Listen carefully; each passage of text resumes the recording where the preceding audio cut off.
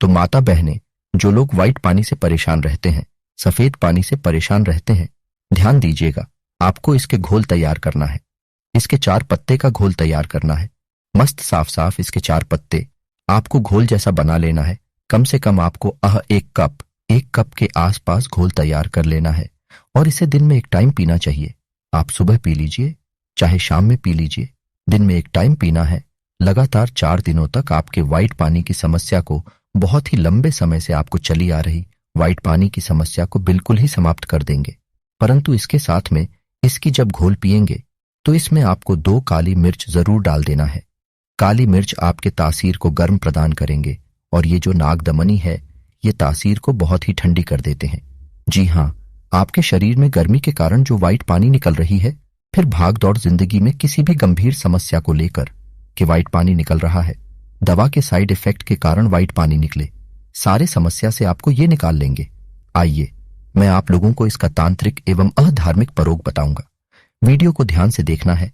दर्शकों, ये विष के प्रभाव को समाप्त करते हैं। बहुत सारे ऐसे लोग होते हैं जो कि विष खा लेते हैं, परंतु देखिए, कभी भी आत्महत्या विष जैसे ये कहा जाए, खराब चीजों का उपाय नहीं करना चाहिए, क्योंकि ये जिंदगी हमारे लिए अमूल्य होता है। मानव तन बहुत ही अमूल्य होता है। तो कोई व्यक्ति विष खा ली है तो इसका उपाय करके कैसा भी भयंकर विष आप उसे दूर कर सकते हैं, परंतु इसके बारे में नहीं बताऊंगा, क्योंकि विष के लिए हो सके तो डॉक्टरी दवा जरूर कराएं। हाँ, विष के प्रभाव को समाप्त करने के लिए हमारे धर्मशास्त्र में तथा काकचंडेश्वर कल्पतंत्र में लिखे हैं कि 2 विष होते हैं, इसफावर और जंगम। ये दोनों विष से अगर आप पाना चाहते हैं, कोई सामने वाले खा लिए, तो इस पौधे को देखने से विष का प्रभाव समाप्त होता है। यहां तक कि ऐसा बताया जाता है, किसी को सांप ने काट लिया हो, यहां तक कि किसी को बिच्छू ने डंक मार लिया हो, तो इस पौधे को देखने मात्र से, बिल्कुल इस पौधे को देखने मात्र से जो विष का प्रभाव होता है, सांप का जहर होता है, बिच्छू का जहर होता है, दूर हो जाता है, उतर जाता है। परंतु आपको चिकित्सा का बिल्कुल ही उपाय करना है। आपको चिकित्सा का सलाह जरूर लेना है। ये जानकारी केवल एक तरह की हम बोल सकते शिक्षा के लिए है, एक एजुकेशन पर्पस के लिए है। प्राचीन समय में क्या होता था? युद्ध में विजय हासिल करने के लिए, ध्यान से सुनिए, प्राचीन समय में युद्ध में विजय हासिल करने के लिए लोग इसे आभूषण की तरह पहनते थे। ऐसा समझा जाता है, इसे बाजूबंद में बांधने से हमेशा युद्ध में विजय की प्राप्ति होती है।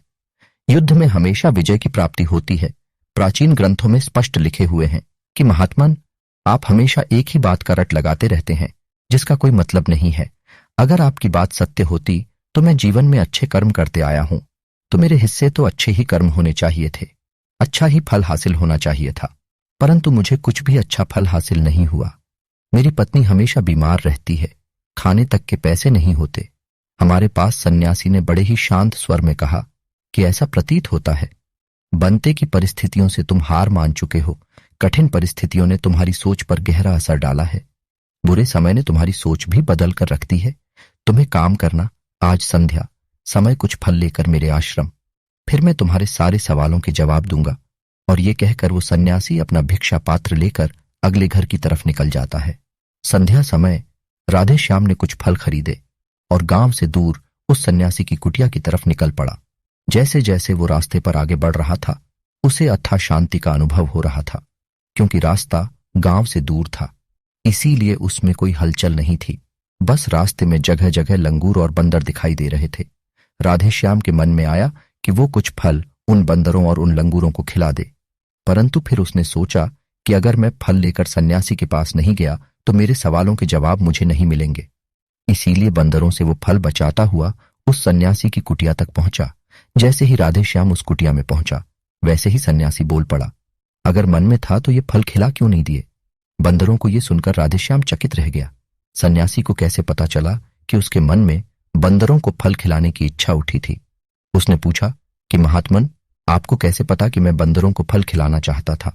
सन्यासी ने बड़े ही शांत स्वर में कहा कि जरूरी ये नहीं है कि मुझे कैसे पता चला। हम तो सन्यासी हैं, सबके मन की बात पढ़ लेते हैं। जरूरी ये बात समझना है कि जिस तरह एक बछड़ा हजारों गायों के बीच अपनी को ढूंढ लेता है, उसी प्रकार कर्म अपनी कर्ता को ढूंढ ही लेता है। ये कर्म मेरे हाथों ही होना लिखा था। और ये कहकर सन्यासी ने उसके हाथ से फल लिए और बंदरों को खिलाना शुरू कर दिए। राधेश्याम इस बात का मतलब समझ नहीं पाया, इसीलिए उसने उस सन्यासी से सवाल किया कि महात्मन, मैं आपकी बात का आशय समझ नहीं पाया। कृपया करके मुझे अज्ञानी को इसका मतलब समझाने की अनुकंप करें। सन्यासी ने बड़े शांत स्वर में कहना शुरू किया कि भंते, मनुष्य को हमेशा यही लगता है कि वही करने वाला है, वही करता है और वही कर्म करेगा। परंतु समझने की बात यह होती है कि कर्म आपका खुद चुनाव करता है, आप कर्म का चुनाव नहीं करते। अगर आप किसी कर्म को करने के योग्य हैं तो हजारों लोगों के बीच में से कर्म आपको अपने आप ढूंढ कर निकाल लेगा। योग्य बनने पर ध्यान दो, कर्म करने पर ध्यान मत दो। अगर तुम सिर्फ कर्म करने पर ध्यान दोगे तो कभी योग्य नहीं बन पाओगे। योग्य बनने के लिए जिन कर्मों की आवश्यकता होती है, पहले उन छोटे छोटे कर्मों को करना शुरू करो, और जब तुम योग्य बन जाओगे तो बड़ा कर्म, या कहें कि मुख्य कर्म, या फिर जिस कर्म के लिए तुम बने हुए हो वो कर्म तुम्हारे पास खुद चलकर आएगा। उदाहरण के लिए इन बंदरों ने छोटे छोटे कर्म करके पेड़ों पर चढ़ना सीखा, गुलाटियां लगाना सीखा, और इसी प्रकार छोटे छोटे कर्म करते हुए ये मुंह तक पहुंच गए, और मुंह तक पहुंचने के बाद इनके पास इनका खाना खुद ही पहुंच गया। इसीलिए अपनी रोजमर्रा की जिंदगी में छोटे छोटे कर्म करते हुए अपने आप को योग्य बनाते जाओ, और जब तुम योग्य बन जाओगे तो अपने आप बड़ा लक्ष्य तुम्हें हासिल हो जाएगा। ने अगला कथन कहना शुरू किया जो कि बहुत ही जरूरी था। ध्यान लगाकर सुनना। अगर तुम योग्य बनने के लिए कर्म नहीं करोगे तो दूसरे लोगों के कर्म भी तुम्हें प्रभावित करने लगेंगे। उदाहरण के लिए तुम्हारी पत्नी कई दिनों से बीमार है। तुम अक्सर यही सोचते हो कि मुझे किन कर्मों की सजा मिल रही है, परंतु समझने की बात यह होती है कि तुम्हारी पत्नी बीमार अपने कर्मों की वजह से है, तुम्हारे कर्मों की वजह से नहीं है। तुम्हारे कर्म तो हैं, परंतु क्या पता तुम्हारी पत्नी के कर्म अतीत में अच्छे ना रहे हो, जिसकी वजह से वो बीमार हो गई हो, और तुम्हारी पत्नी के कर्मों की वजह से तुम्हें भी दुख झेलना पड़ रहा है। और इसी प्रकार बहुत से मनुष्य अपने बच्चों की वजह से, अपने परिवार की वजह से, इन सब की वजह से खुद दुख झेल रहे होते हैं। परंतु जरा सोचो, अगर तुम योग्य होते तो तुम अपनी पत्नी का खुद इलाज करवा पाते, उसकी बीमारी करवा पाते। और क्या पता अगर तुम योग्य होते तो तुम्हारा किसी दूसरी स्त्री के साथ विवाह हुआ होता जो स्वस्थ होती, परंतु तुम योग्य नहीं थे, इसीलिए तुम अपनी पत्नी की वजह से खुद दुख झेल रहे हो। अगर तुम योग्य बन जाओगे तो दूसरे लोगों के कर्म तुम्हें प्रभावित नहीं कर पाएंगे। सन्यासी ने राधे श्याम को चेतावनी देते हुए कहा कि याद रखना, राधे श्याम, आपको वो नहीं मिलता जो आप चाहते हो, बल्कि वो मिलता जिसके आप योग्य हो। इसीलिए अपनी योग्यता को बढ़ाने पर काम करो, उसके लिए कर्म करो। कर्म का फल पाने के लिए कभी कर्म मत करो। राधे श्याम ने सन्यासी से हाथ जोड़कर एक सवाल पूछा कि महात्मन, मुझे ये बताने की अनुकंपा करें कि मैं अपनी योग्यता किस प्रकार बढ़ा सकता हूं ताकि मेरा मुख्य कर्म मुझको खुद ढूंढ सके। सन्यासी ने बड़े ही शांत स्वर में कहना शुरू किया कि भंते, इसके लिए बड़े ही सरल सरल उपाय होते हैं। सब पहला उपाय है कर्म करके भूलते जाओ। तुम जो भी कर्म कर रहे हो अपने योग्य बनने के लिए उस कर्म को करने के बाद भूल जाओ। ये मत सोचो कि उससे तुम्हें क्या हासिल हुआ। इसीलिए कहा जाता है कि कर्म करो, फल की चिंता मत करो। अगर तुम फल की चिंता करोगे तो वास्तविकता में तुम कर्म कर ही नहीं रहे होगे। अक्सर मनुष्य की पीड़ा का ये एक बहुत बड़ा कारण होता है। वो सोचता है कि मैं कर्म तो अच्छे कर रहा हूं, परंतु मुझे हासिल नहीं हो रहे, और यही पीड़ा उसके मन को ठेस पहुंचाती रहती है, उसको अपने लक्ष्य से भटकाती रहती है। किसी कर्म को करने के बाद अपना आकलन जरूर करें, परंतु फल की चिंता ना करें। राधे श्याम ने सन्यासी से सवाल किया कि महात्मन, हम अपना आकलन कैसे कर सकते हैं?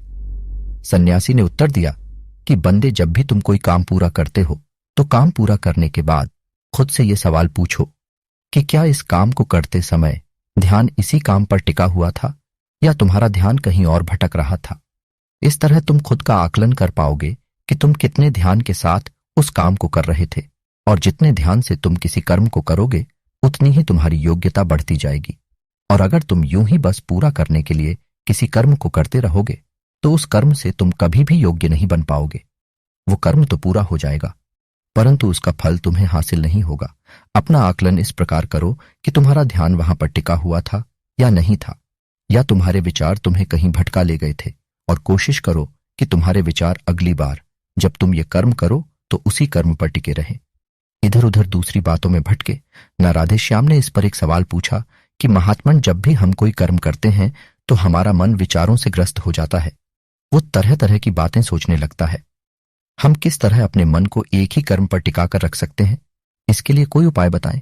सन्यासी ने इसका उत्तर देते हुए कहना शुरू किया कि भंते, जब भी तुम किसी कर्म को करते समय अपना पूरा भाव उसमें डाल देते हो तो तुम्हारे विचार उसी कर्म पर केंद्रित रह सकते हैं। पूरी निष्ठा, प्रेम और सद्भाव के साथ किया गया कर्म तुम्हारे विचारों को इधर उधर नहीं भटकने देता। विचार तब तुम्हें दूसरी दिशाओं में बहा कर ले जाते हैं जब तुम उस कर्म को पूरी निष्ठा के साथ नहीं करते, उसमें पूरा प्रेम नहीं डालते, उसमें पूरा भाव नहीं दिखाते।